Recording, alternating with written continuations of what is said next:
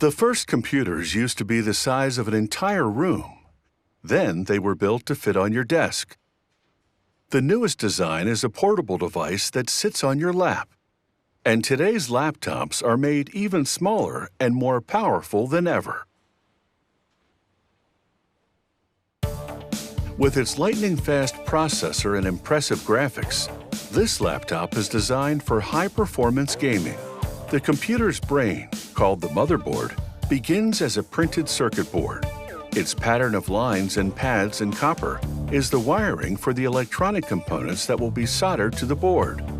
This machine places a stencil of the component layout onto the board and applies solder paste through the openings. A quality inspection camera photographs the solder paste and sends the images to a computer. The computer analyzes them, looking for any missing paste, misalignment, or other mistakes. If the board passes inspection, it passes through 15 robotic machines, each of which places up to 150 components on the correct locations on the board in just 30 seconds. Then the board runs through an oven that melts the solder paste, connecting the components to the board. Another camera inspection ensures that the internal processor is correctly soldered and that no component is missing or shifted out of position.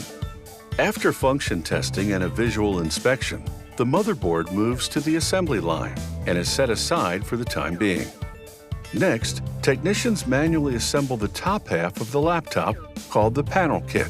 They place protection film on the 15-inch LCD screen. Then they plug in the cable that will connect the LCD to the motherboard. They insert the LCD screen into a frame, with the web camera and microphone already embedded. Then they attach this antenna bottom cover to the screen cover and position the motherboard cable inside it. Next, they install the module for the webcam and microphone. They attach two hinges, which connect this panel kit to the rest of the laptop. Then they install the Wi-Fi antenna and the antenna bottom cover.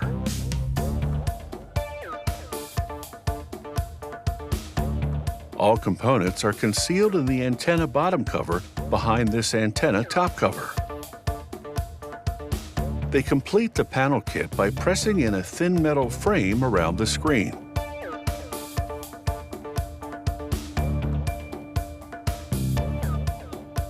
Next, they assemble the bottom half of the laptop. First, technicians attach the top cover to the panel kit hinges and the touchpad.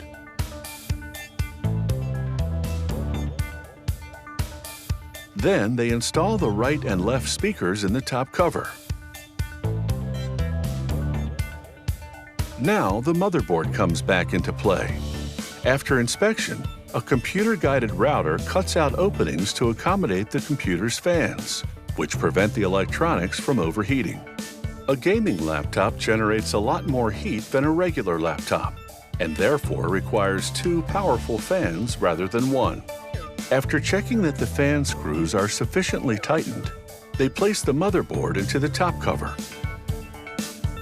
Contaminants such as dust or oil can impede proper contact, so as a precaution, they clean the connectors for the memory modules with solvent, then dry them with compressed air.